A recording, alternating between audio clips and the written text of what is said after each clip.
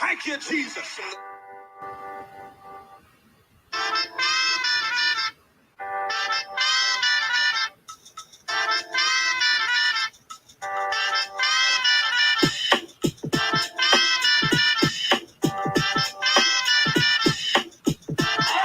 Thank you, Jesus.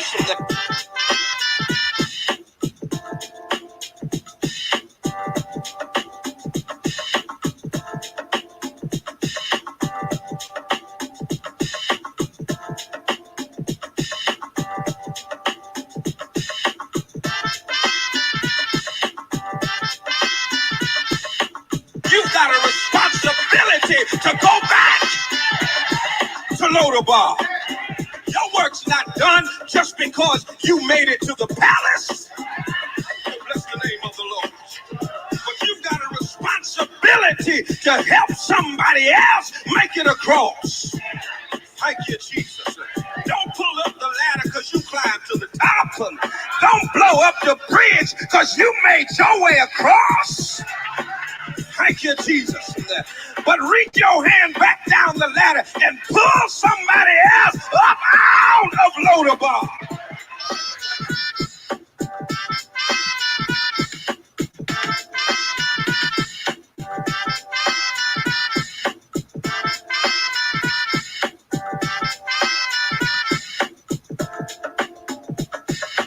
Hey, family.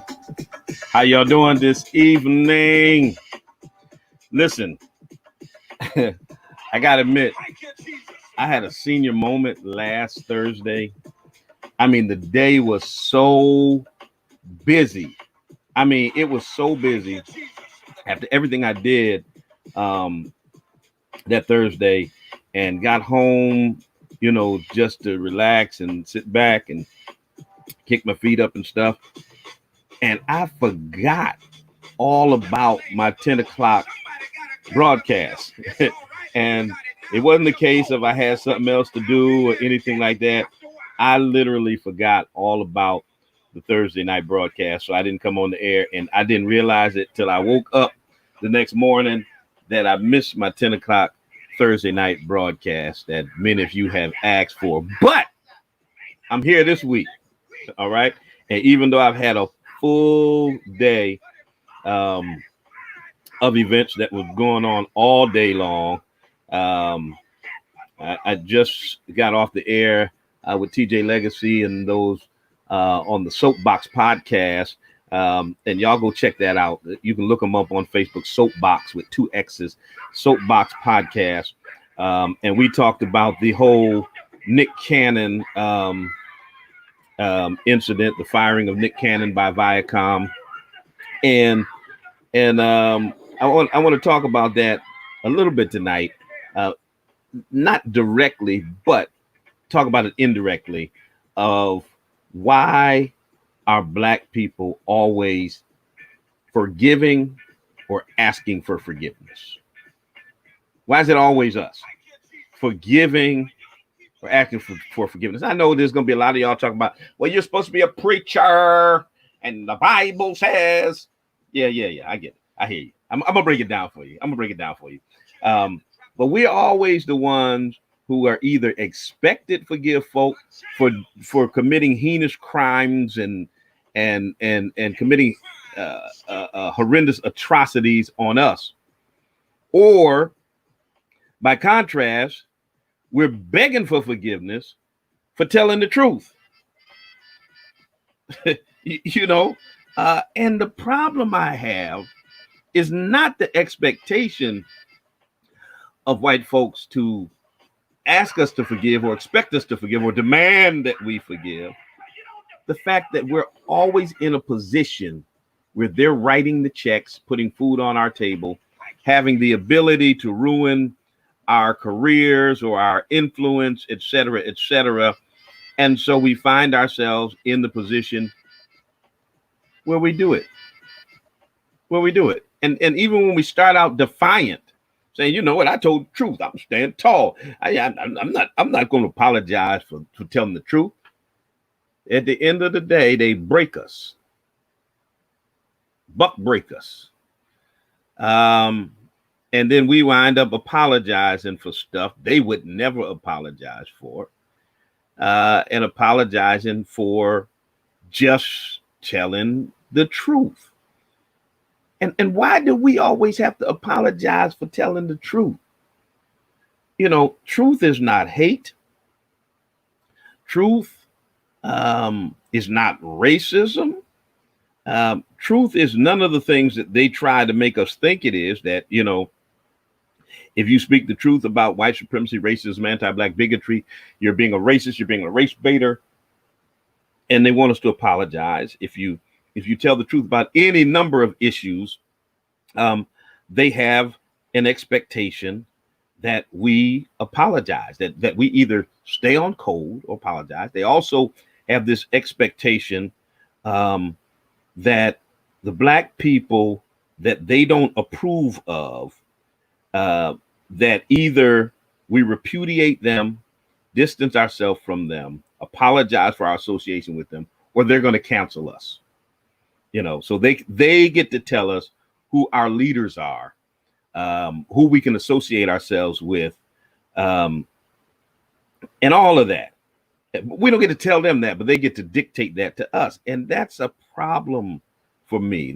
It should be a problem for all of us. And so, why are we always either forgiving them for the heinous things they do to us, or asking for forgiveness from them for having the nerve to challenge them about the heinous things they do to us? Is absolutely amazing to me that we're always on this seesaw of either forgiving, feeling obligated to forgive them, or asking for forgiveness from them. We are the only people on the planet who constantly are forgiving our oppressors for murdering us, brutalizing us, dehumanizing us, or apologizing to our oppressors for having the audacity to tell the truth about them. What's wrong with us? What's wrong with us that we're always on that seesaw of back and forth, regarding that? So we're going to get right into it. 413-337-1867. I'll open up the phone lines momentarily. Tell a friend, tell somebody the bishop is on the air. He's back on his Thursday night gig. Okay. I got to check upstairs. I ordered some fish. My son ain't brought it down to me yet. But anyway, we're going to get to that. So tell somebody we're on the air. Tune in, like, share, hit that thumbs up on YouTube, subscribe, double tap that screen on Periscope and Twitter, send those hearts up in the air, like and share on Facebook. Don't you dare touch the dial. We're going to be right back. Stay with us. We coming right back.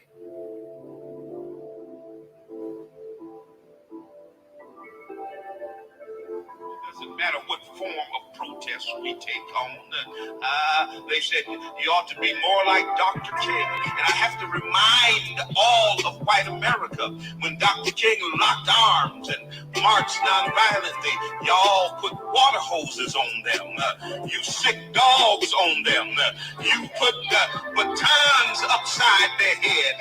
You shot them and killed them and murdered them and lynched them in the street when we were nonviolent.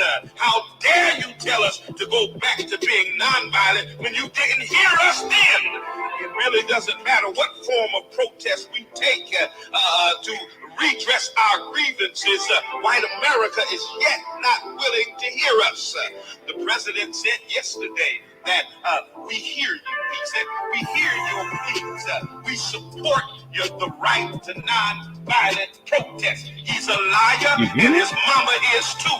Because when Colin Kaepernick and others were kneeling non-violently, this same president stood on his bullet pulpit and called them thugs and called them hoodlums. And white America stood up and said they were unpatriotic. Well, if we can't kneel kneel non-violently and protest and be heard.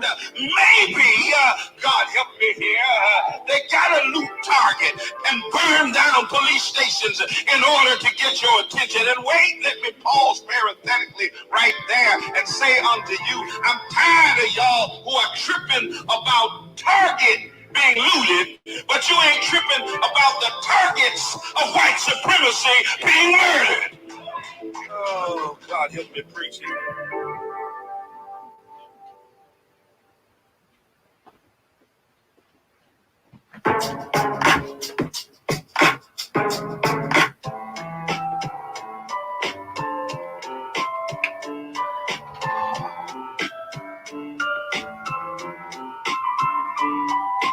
Think that when his nation is burning from the East Coast to the West Coast, that he would get up and try to unite people, try to bring people together, try to condemn the social injustice that brought us to this point. But no, he wants to thugify black folk. When white folk came to Michigan, armed to the teeth, carrying AR-15 rifles, dressed in combat gear. Come on, somebody, carrying nooses and waving racist Confederate flags. He called them very good people and demanded that the governor of Michigan cut a deal with them and talk to them. But when black folk came to protest the unjust murder of black people, he called us thugs. Yeah, thugification, demonization, and criminalization are all attempts at ultimately dehumanizing us. Because if we can prove that someone is less than human, then we can justify killing them. All right, people. So listen, what I want y'all to do, I want y'all to go to Spotify or Apple Podcasts, and I need you to pick up, I've got an EP out with spoken word pieces like that. That's called I Can't Breathe. Did that after the George Floyd murder. They're excerpts from a sermon that I preached immediately following the George Floyd murder. Some good pieces on there. I want y'all to go check that out. Go get that. Then I need you to also subscribe to my new podcast called The Bishop's Barbecue. That started when I started this series of conversations on race. So there's a podcast out there that has me with all of my guests that some of you've been watching us stream live, but those are podcasts that are available anywhere you stream podcasts, Spotify, Apple Podcasts, Google, wherever. And then there's another podcast called Bishop Swan Live as well. Then there's my sermon podcast as well. So subscribe to my podcast. Definitely get that EP. Just look up Bishop Talbert Swan anywhere you stream music. Get that EP. We Still Can't Breathe. And this is one of my favorite pieces on that. I'm going to play that, and then we're going to get right to the conversation. This is called I Can't Breathe.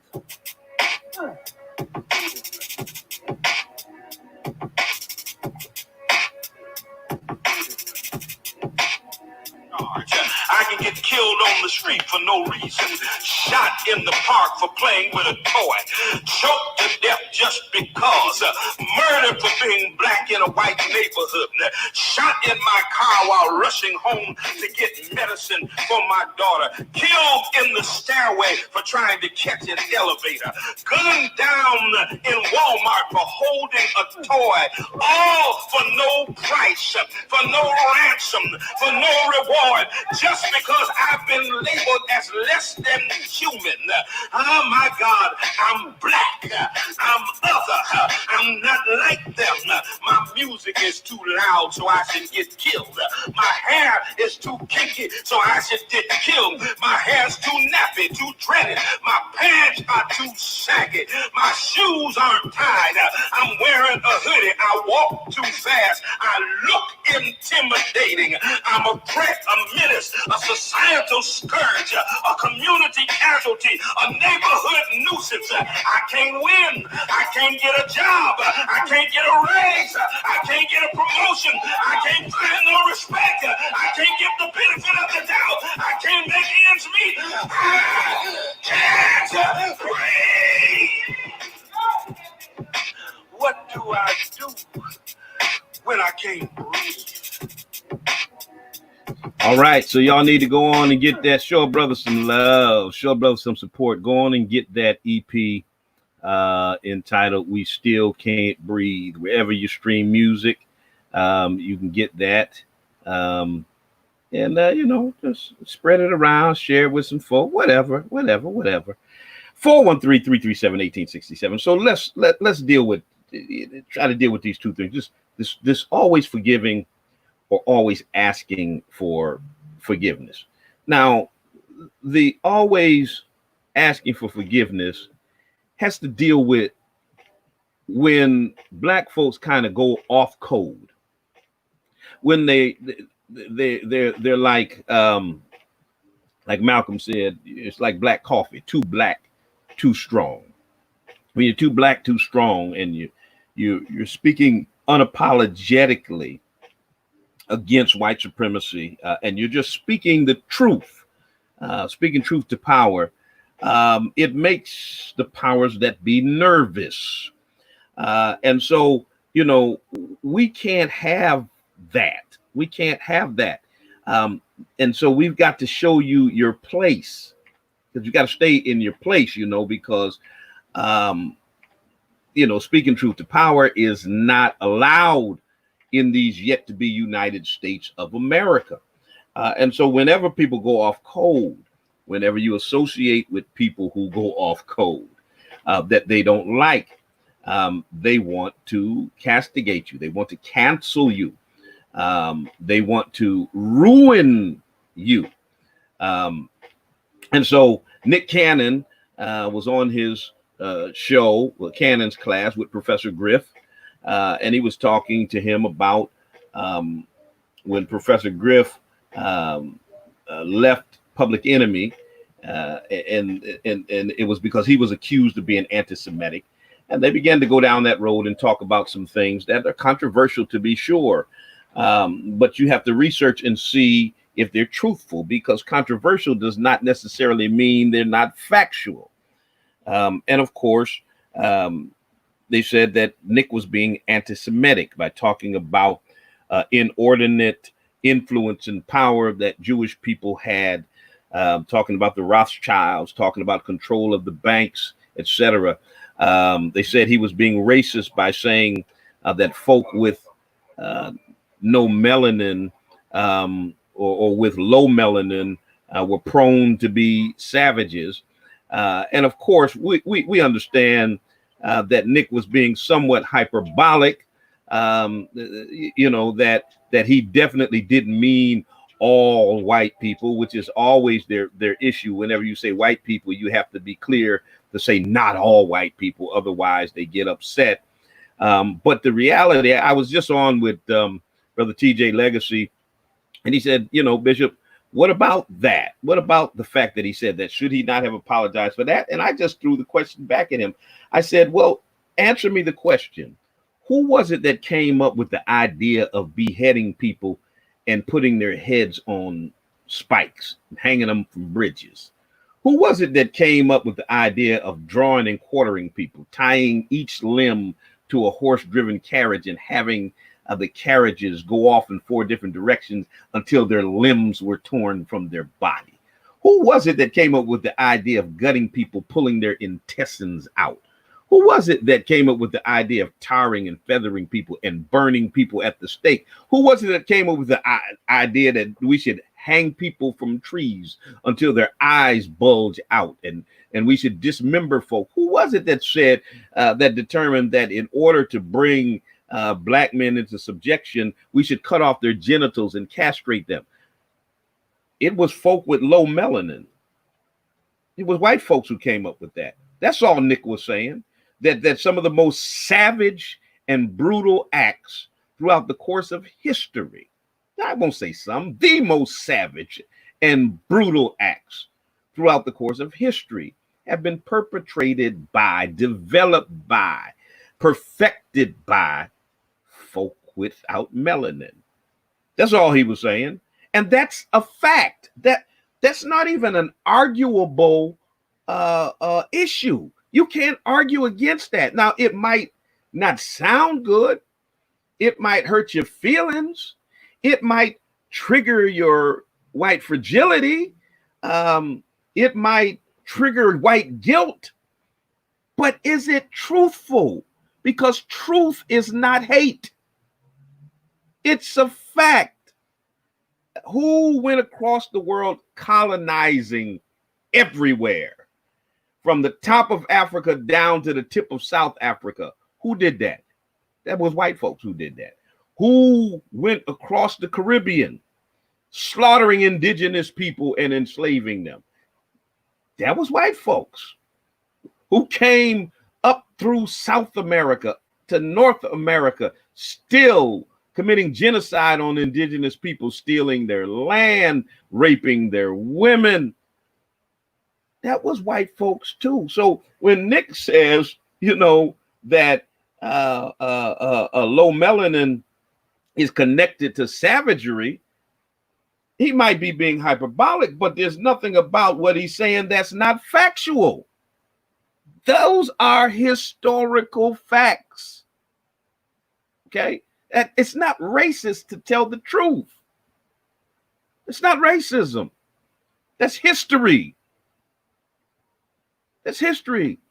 Truth is not racism. Truth is not racist. Truth is not hate. Truth is truth. And brother was speaking truth. So Viacom fired him. Viacom, and here's the thing. Viacom is the company that bought out BET. And you remember, even when Viacom bought out BET, you could still come on BET and say nigga, nigga, nigga, nigga, nigga, nigga all day. You can call women bees and hoes and all kinds of stuff. And my concern is, how come when people do or say things that are offensive to the LGBT community, they get canceled, their lives get ruined, their contracts get canceled, people sever all ties with them? How come when people come out and say something that is offensive to the Jewish community, their lives get ruined, contracts get canceled, people sever all ties with them? But they can come out and say nigga, nigga, nigga, nigga, kill black people, I hate niggers all day long, and still keep their careers. And I know people are going to say, that's not true, Bishop, because people have gotten fired, and it's always been short-lived. I used the example, I tweeted out that if Nick Cannon had called black women nappy-headed hoes, he'd still be able to have a career in radio. And somebody came back and reminded me, no, Bishop, because Imus got fired after he said that. Yeah, Imus got fired for 8 months. 8 months later, Imus was rehired in the radio industry with a bigger contract, making more money, and his audience size doubled. And he spent the rest of his career in radio. So calling black women nappy-headed hoes got him a 8-month timeout, a bigger contract, making more millions of dollars, and an audience double the size he had before he called them nappy-headed hoes. So let's just keep it 100. You might get a slap on the wrist. You might get a short timeout, while the controversy is brewing up, but them white folk will come right back and still have a career, because disrespecting black people doesn't cancel your career like offending Jewish people does, or offending the LGBT community does. Let's just keep it a buck. I mean, it is what it is. And the proof is in the White House. Okay? The proof is in the White House, because here's a man who rose all the way to become president of the United States of America for hating and disrespecting black people and brown people and anybody who's non-white. So, the proof is what it is. And so what happens is when people began to speak things that are controversial to those communities, and see, everybody is for the First Amendment until it hurts their feelings, until it offends their sensibilities. And so, of course, they canceled Nick. At first, Nick wasn't going to apologize. After Viacom fired him, he wanted to save his other job, so he came out and apologized. It didn't take long. It took 24 measly hours before they buck broke him. It reminds me of Roots. You'll remember when LeVar Burton was playing the young Kunta Kinte, and Master was telling him, "Your name is Toby," and he kept saying his name wasn't Toby. His name was Kunta, and he wasn't going to call himself no Toby. And Master put him on that tree, tied him to that tree, and started whipping him. By the time he got done, Kunta was saying, "My name is Toby." That's what happened to Nick Cannon. The Jewish community, white folk, and even some black folk, people like Mark Lamont Hill, Kareem Abdul-Jabbar, and others who are willing to throw our brother under the bus, whipped him in 24 hours. And Nick was saying, "My name is Toby. Let me apologize. Let me apologize." And so in the wake of Nick's little snafu and firing from Viacom, the name of Louis Farrakhan started trending again, because the clear and concise message to black people from the Jewish community, and this is where they all get together, Jewish community, white liberals, and conservative whites. They say, look, either y'all condemn Farrakhan or we're going to ruin you. They tried to do it to so many people, Mark Lamont Hill being one of them. He was in a video with Farrakhan. Farrakhan was put out a new album, and Mark Lamont Hill was praising Farrakhan's music, and they went wild on Mark Lamont Hill. Next thing you know, Mark Lamont Hill was condemning Farrakhan, over and over. And then when Mark Lamont Hill went to Israel and talked about having a free Palestinian state from the river to the sea, they castigated Mark Lamont Hill. They didn't care that he repudiated Farrakhan. They fired him from CNN because he offended Jewish people. Okay, you see how that happens. They tried to publicly lynch our sister Toni Morrison.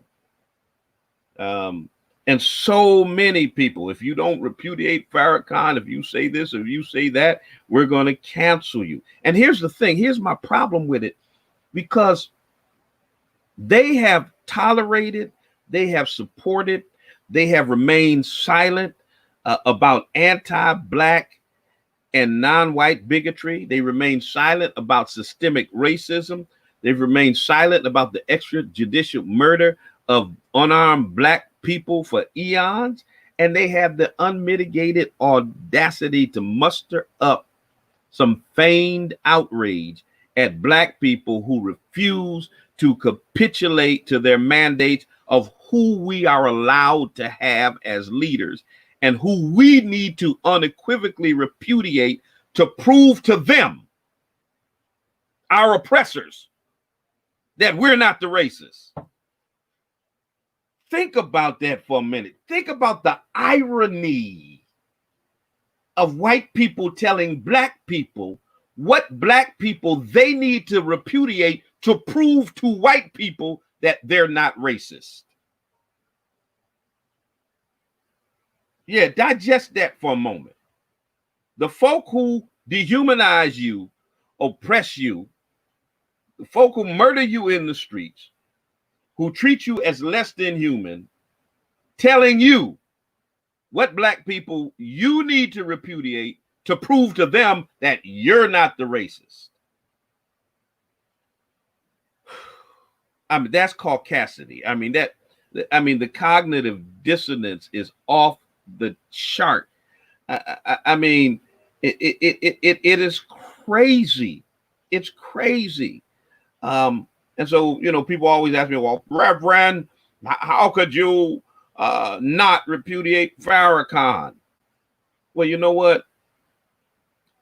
Minister Farrakhan has been accused of anti-Semitic comments, but he's also been praised for his advocacy for the Black community throughout his entire life. He's been active in the fight against drugs and crime. He's been advocating for clean living. He's been advocating for Black self-help. He was the visionary of the historic Million Man March, which drew over 1 million Black people to the nation's capital for a message of empowerment.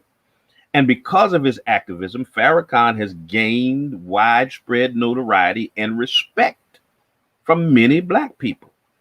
And his supporters through the years have run the gamut from grassroots activists to religious leaders, to celebrities, to elected officials. Now, he's also, as he is one of the most revered and respected leaders, he's also controversial. And he's often maligned in the American social and cultural politic.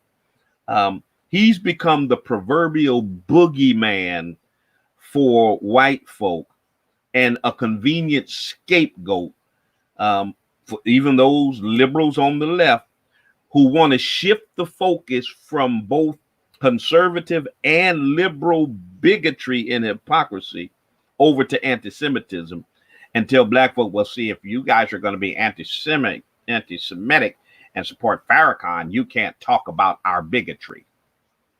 As if we can't have simultaneous conversations. I mean, the mind-boggling false equivalence of calling Black people anti-Semitic for supporting the good works of Farrakhan in the Black community, for taking a photo with Farrakhan, or for attending the same event with Farrakhan, equating them to white people who embrace the politics, the philosophy, the ideology, and the practice of white supremacy is insulting. It's not equivalent. It's not the same thing. All right. It is absolutely insulting. And the bottom line is Black folk resent white folk telling us who to repudiate. And even some who don't necessarily support somebody like Farrakhan will come to his defense when our common enemy is attacking him. It's kind of like with OJ. A lot of Black folk were done with OJ Simpson, back before the Bronco chase and all of that, because OJ had forgot he was Black. Okay. I'm not Black, I'm OJ. But when the crooked law enforcement system in LA came after OJ, Black folk, even the ones who were done with OJ, galvanized in support of OJ because we saw him being attacked by our common enemy. And for far too long, white folks have tried to convince us who's respectable among us, who's responsible, who we should embrace.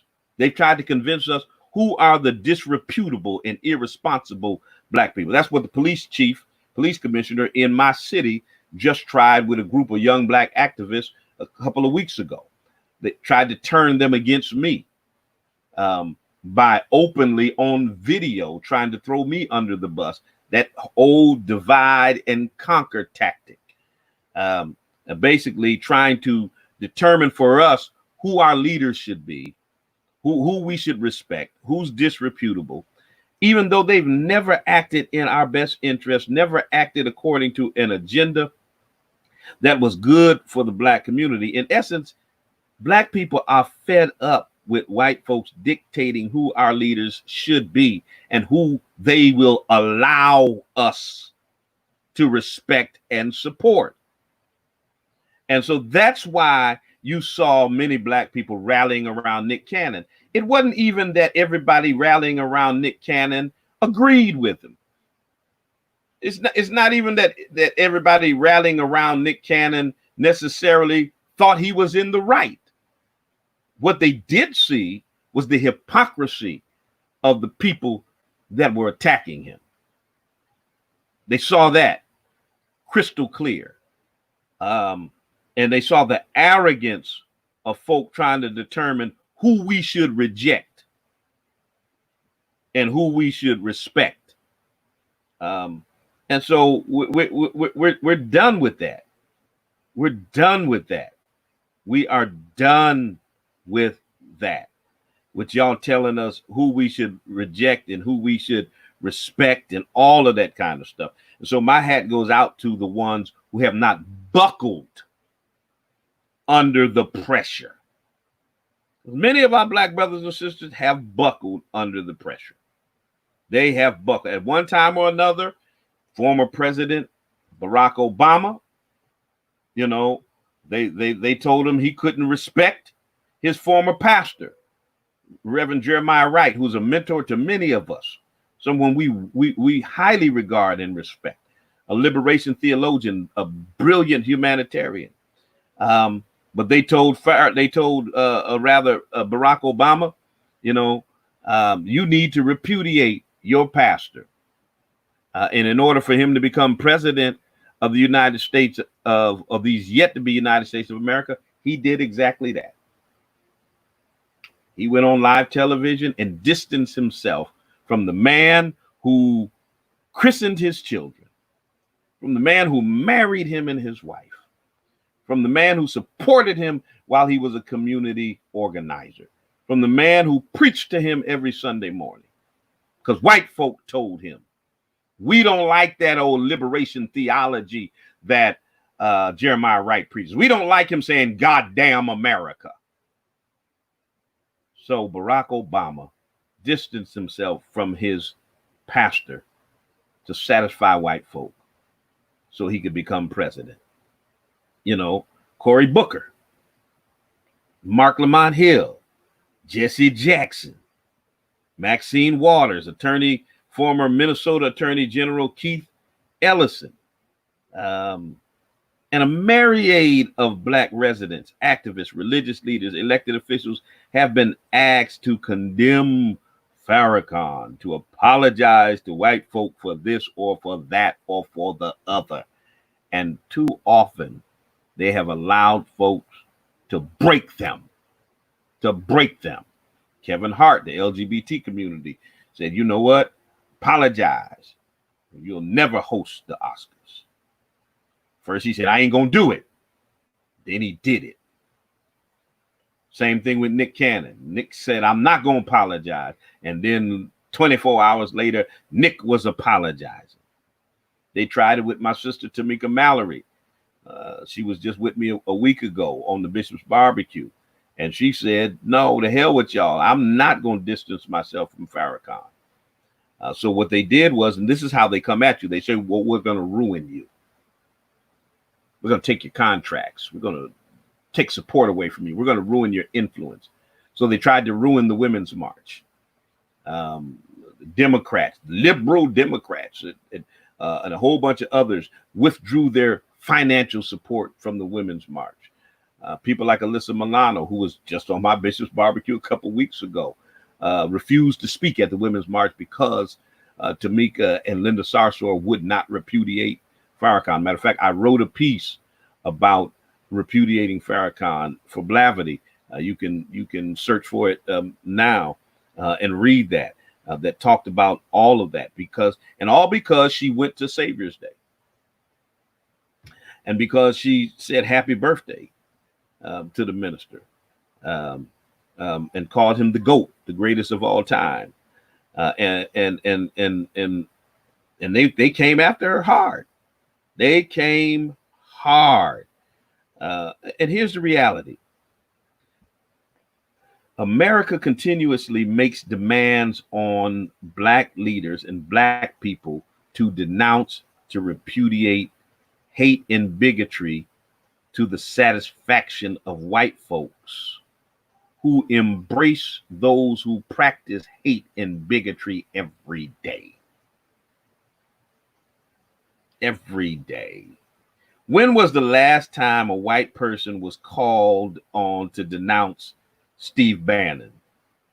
the architect of the alt-right, who became the senior advisor to the president of the United States, who was called on to repudiate a notorious bigot named Jeff Sessions when he was the attorney general of the United States. Were white folks called on to repudiate them? I mean, Jeff Sessions was so bad, even the late Coretta Scott King condemned him. White folks didn't repudiate him. The United States Senate confirmed him. U.S. senators confirmed him as the attorney general. They didn't repudiate him. White folks even elected the man who couldn't bring himself to condemn David Duke, the former Grand Wizard of the Ku Klux Klan, as president of the United States. And it's this type of racist hypocrisy that created a Minister Farrakhan. All right.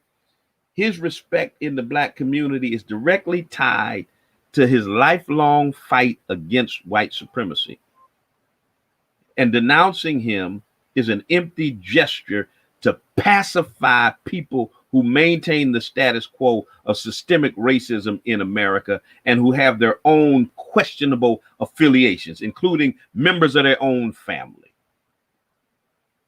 And so calling on us to renounce people and to apologize to white folks is crazy. It's crazy.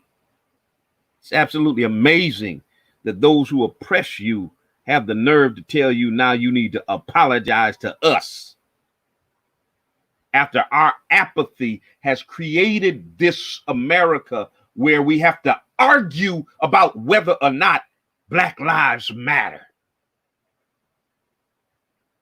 And the Black lives that you're arguing about whether or not they matter, you asking them to apologize to y'all because they did something to offend you. We got to stop all this begging the oppressor for forgiveness. We got to stop this, brothers and sisters. For real, for real. We got to stop begging the oppressor to forgive us. Forgive us for what?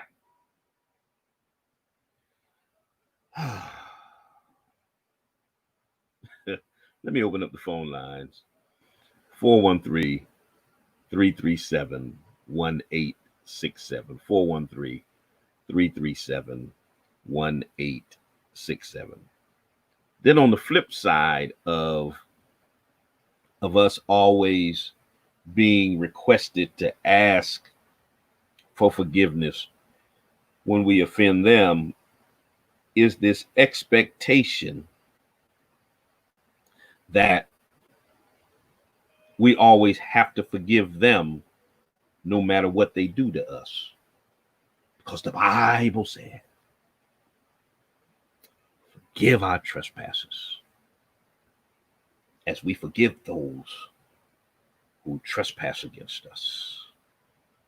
Well, I guess I'm going to have to break it down for y'all.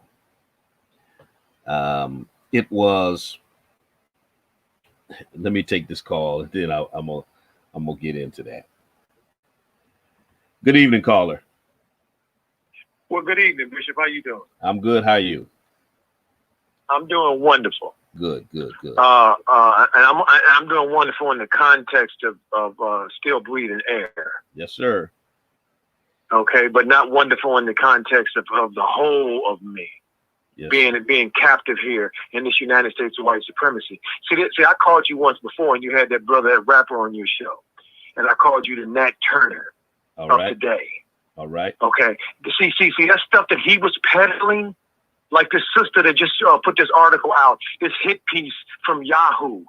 Okay, who ain't really one of us, but look like one of us, because she's one of them descendants, one of them immigrant descendants from the Caribbean or from Africa or something. See, the problem is this, Pastor.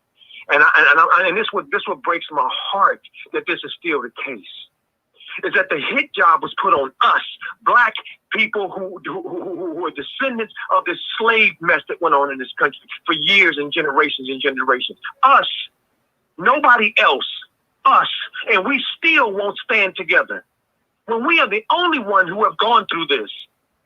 Science and medicine has said that the trauma is passed down through the womb of the mom. Through generations. And we know this now, the generations. So we know that we carry, you can hear the fire in my voice, that we carry within us a fire and a flame for what we have gone through that we can't explain.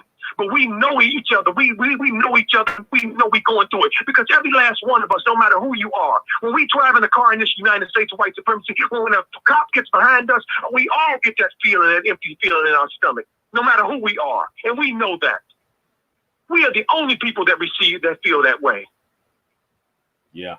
See, yeah. but if we want these people to listen to us, we got to listen to each other. And these folks that don't share, do not have the experience that we have not had to endure what we have endured generationally. We're not saying we're different than them in terms of who we are foundationally. No, we're talking about what we have gone through. I've spent time on the continent with African brothers and sisters, and I know from living over there that I am not one of them completely. That I share an experience with my brothers and sisters here and my ancestors that went through the trial and traumas here that is unique to us. It's got nothing to do with nobody else. And we need to knock it off. They're going after us when they go after Nick Cannon. Yeah. They're going after us when they go after Minister Farrakhan, because he wasn't Minister Farrakhan. Before that, we know who he was. He's one of us. See, and I'm sick of it. So that's why I advocated. I'm not against African brothers and sisters. I'm not against Caribbean brothers and sisters. Okay, but they have an experience that we don't share and haven't shared for many, many generations. And that's this crucible, this onslaught, this incredible terrorism of mind, body, and soul and spirit that we have been under the attack of in all of our beings. And when you start listen to the ones that really are about us, you start hearing a commonality. You start hearing a theme of those that came before us.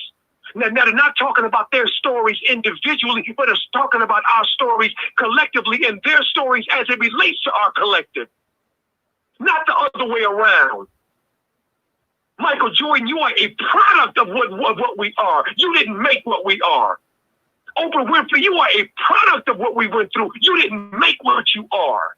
But many of them get to a certain status and think that they have arrived in accordance with the symbols and the substance of status and success here, and they forget where they came from, and they forget the people that they came from. Okay, but see, Pastor, this is what me and you just have a slight disagreement, Brother Pastor. I got to tell you, and this is this. I don't think that they're not cognizant of what they are doing. I think they are afraid. Yeah, I think they're afraid because they have been ostracized, because they are alone on those islands. But my question, they're alone on those islands. Here's what my question would be: is when you get to that level of independence, okay? When you get to the level where you are the boss, you're calling the shots, you are independently wealthy, you don't have to make another dime in your entire life, where you can actually speak truth to power, where you can actually help your people, where you can actually work for justice and freedom and use your considerable resources and influence. Why are you still scared of what white folk can do to you? Because this is what I see, Pastor. I see this, my brother. Because it is passed down, that fear. There is a retribution that is in our bones that we know if we go too far, if we cross the line too much, and everybody's got to breathe for themselves. That's why I'm not going down them too much, because I know I can't take a breath that their lungs need. They got to take the breath that they need. And I understand. I'm going to try to have compassion for them because I understand. And you are a warrior. I am a warrior. So our language and our ethos is different than theirs. But not all of us are warriors in that way. We have different roles to play. And some of them have played it. But this is a role that they have not been able to not play. And we have to remember it. Not one part of their journey have they never not been black in this doggone joker. Yeah, we can't. And me and you both know ain't no out. free lunches. We ain't no opting out, and we know that, and we know they didn't opt out, and they haven't been opted out either. We know they have been enduring to get what they have. Yes, we know that they have been tolerating to get what they have. So this level of independence and this level of autonomy that you speak about, yes, my brother, that's why I said you are the Nat Turner, because you are not looking at you in your circumstance, the micro. You're looking at the macro as well and how the macro influences the micro.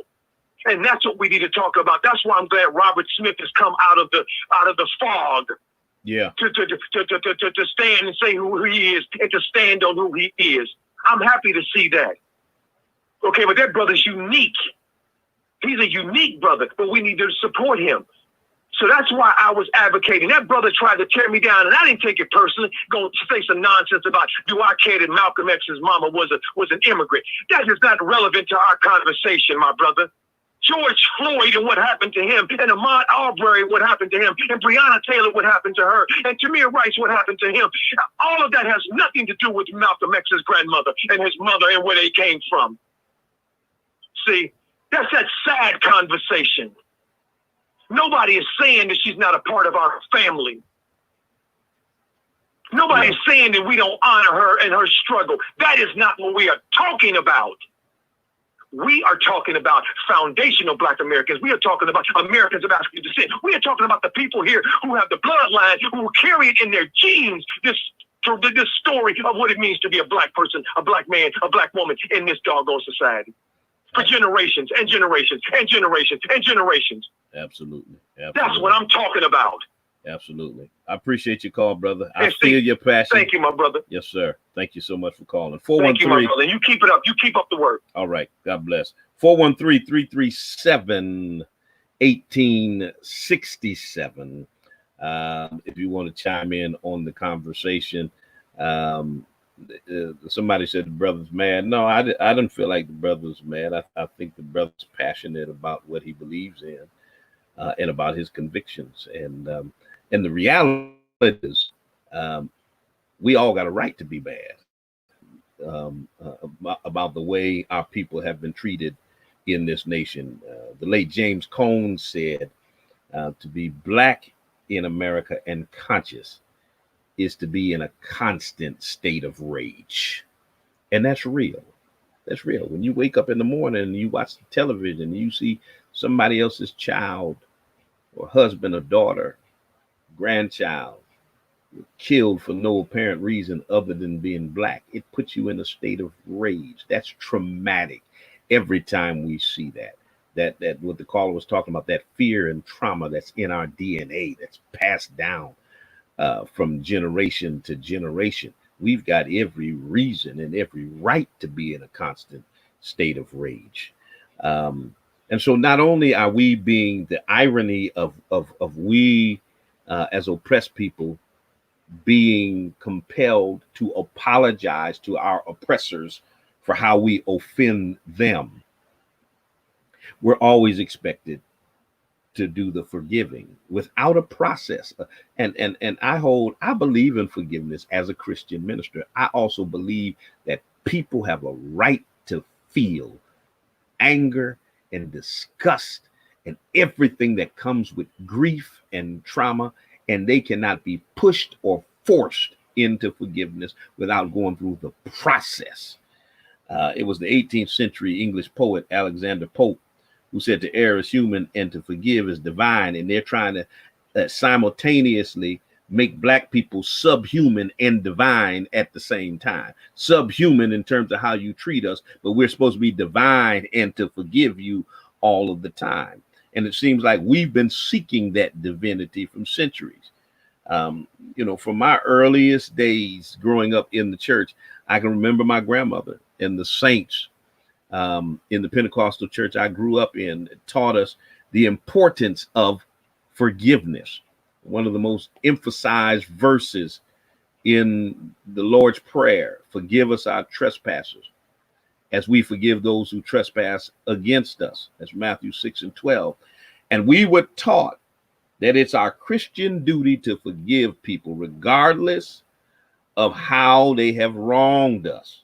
You know, after all, they always default to, you know, Jesus forgave those who murdered him. And so we're supposed to love and forgive the most vile, racist people because they know not what they do.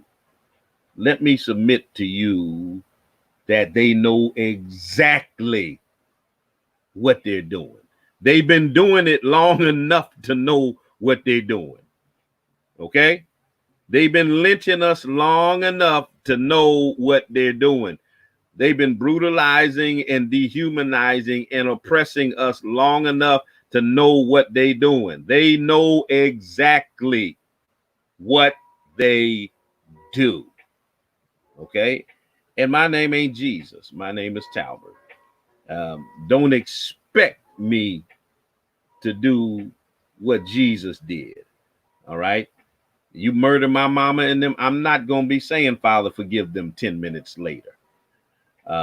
You know, as I said, as a minister, I believe in the biblical teachings regarding forgiveness. I also believe they've been misunderstood and they've been taught in a manner that makes Black folk believe that unless we immediately forgive those who have invested in our terror, murder, and dehumanization, that we risk becoming the same heartless, immoral creatures that they are. And so there's a need to comprehend and rationalize trauma before we jump knee deep into forgiveness. All right. Psychologists have said that forgiveness is a 5-step process. One important step in that process, according to psychologists, is to let the feeling be felt. Somebody ought to type that in the comments. Let the feeling be felt. In other words, feelings that are attached to the damaging behavior have to be brought to the surface and processed. And this includes dealing with anger, with grief, with anxiety, with frustration, with trauma. And that's only the second step in the 5-step process. But somehow, Black people are expected to immediately forgive violence done to them by the state, by the government, by individual white folks, by police, by terrorists. You know, America disallows our full humanity. It disallows our right to feel. It disallows our emotions. It disallows us to be angry. It disallows Black people to be human. And it demands our suffering be done so that the expression of our despair doesn't offend the sensibilities of white folk. So that the way that we grieve, the way that we deal with our trauma has to be done in a way that it doesn't spark the guilt or the fragility of white folk. So you cannot be angry. You cannot, express your frustration in a way that makes, how dare you make me feel uncomfortable just because a white supremacist murdered your mama? How dare you make us feel uncomfortable about the climate of hatred in America just because a white supremacist walked into a Black church and murdered 9 Black people? Don't make us feel bad just because we produced, this phenomenon, just because we produced these white supremacists that feel compelled and empowered and emboldened to brutalize y'all. Don't make us feel bad So you're gonna have to figure out a way, black people, how you can grieve and express your frustration and express your grief in a way that don't make us feel uncomfortable. That's what white America is telling us. So they want to tell us how we can protest. They want to tell us how we can grieve. And it all has to be done in accordance with how they feel. As long as you don't make us feel bad about it, it's cool. If you make us feel bad about it, you got to change it. They want to tone police how we condemn racism. Let me tell you a secret. For any white folks who are watching, and I know I usually have most of my trolls are usually over on the Twitter side. I don't know who's over there on the Periscope Twitter side. But let me tell you something. All right. And get this through your head and understand this. Okay. The oppressor does not get to tell the oppressed how to fight their oppression. Okay. Now, I know that wasn't all that deep and all that profound, but that's real. You don't get to come into my house and attack my family, and then when I act to protect them, you don't get to tell me how I'm allowed to protect them. You don't get to tell me whether I use a gun or a bat or a pitchfork or a shotgun or what. You don't get to tell me. No, Talbert. Now you can't stop me from killing your family using that. And that's in essence what white folk do in America is they try to tell us how to fight against our oppression. You don't get to do that. You don't get to be the oppressor and tell us how to fight the oppression. No, baby, that's not how that works. That is not how that works. Okay. That is not how that works. America tries to disallow our emotions, and they want our suffering done in accordance with how we can best not offend their sensibilities. And let me tell you something, brothers and sisters. Our instantaneous forgiveness, I mean, we get to the point where we haven't even buried our loved ones and we're announcing forgiveness for their murderers. This instantaneous forgiveness of racial violence that is perpetrated against us, that's white America's unearned expectation. They think for us to do anything less is callous and victimizing to them. How dare you not forgive us? How dare you? The same people who say never forget, never forgive. When Denmark Vesey planned a major slave revolt in the city of Charleston, South Carolina in 1822, he and his co-conspirators were tortured and executed.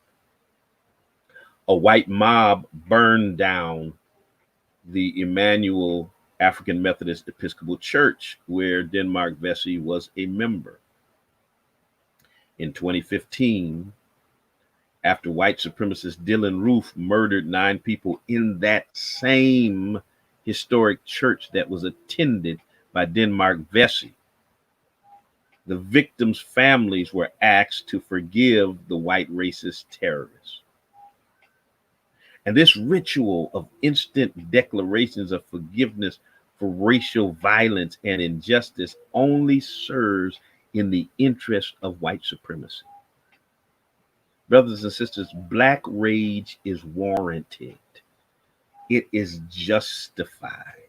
It is needed to express the full humanity of black people. It's needed to shock a system of anti-black bigotry that's just coasting along on cruise control. The fact that Trump is a viable candidate to be reelected as president tells you that this system of white supremacy is coasting along on cruise control. Just coasting along. So their expectation is we immediately forgive them and we beg them for forgiveness whenever we offend them. You know, forgiveness, even as taught by the Black church, should include all of the time needed to endure the difficult process from the moment of trauma to the moment of healing. It's got to be a meaningful, genuine expression of restoration on the terms of those that are aggrieved. Forgiveness comes on the terms of we who are aggrieved, not you who are the perpetrators of trauma. You know, Malcolm X said it like this. He said, the greatest miracle of white Christianity is that Black men and women in white Christian hands have not grown violent. The fact that Black folk have not revolted against this white supremacist system, have not physically revolted, he said, is the greatest miracle of Christianity, that it has kept us passive enough to endure and tolerate the type of brutality and dehumanization that we go through. Brothers and sisters, forgiveness should never be used to salve white fears that justified Black anger will hold them accountable for their treacherous history of beating, raping, murdering, burning, imprisoning, dehumanizing, and denying basic rights to generations of Black people. They ought to be scared. And we ought not be so quick to pronounce forgiveness so they can wipe the sweat from their brow and not worry about what Black folk might do to them. They ought to be scared. Listen, I'm gonna tell you, I'm a Christian. I'm saved, sanctified, as the old saints used to testify, and filled with the Holy Ghost. But if you come for mine, if you hurt mine, you ought to be scared of what might happen to you. Straight up. As saved as I am, if you hurt mine, you ain't gonna just walk away and get a pronouncement of forgiveness. You better be scared of what might happen to you. And white America ought to be scared of what Black America might do in response to the continued treachery that we have to deal with every single day. All right, I'm done. What do we got for a time check? 28 minutes past the hour of 11, so I'm only 2 minutes away from quitting time anyway. So listen, on Wednesday, listen here, on Wednesday on the Bishop's Barbecue, I got the Reverend Dr. Howard John Wesley, I've got the Reverend Dr. Barbara Williams Skinner, and I've got D.L. Hughley. You don't want to miss it. This coming Wednesday at 9 p.m. Before we get there, tune in to Spring of Hope. We'll be streaming live our Power Morning Worship Celebration at 11 a.m. on Sunday. You definitely want to be there. It's always my pleasure being with you, family. Back in effect on my Thursday night Bishop Swan live. I'm gonna try not to forget again, but I'm telling y'all, last week I had a busy day, and it just slipped my mind. But I'm gonna get out your way. Y'all pray for me. I'll continue to pray for y'all. And until the next time I talk to you and you talk to me, always remember, God loves you, and so do I.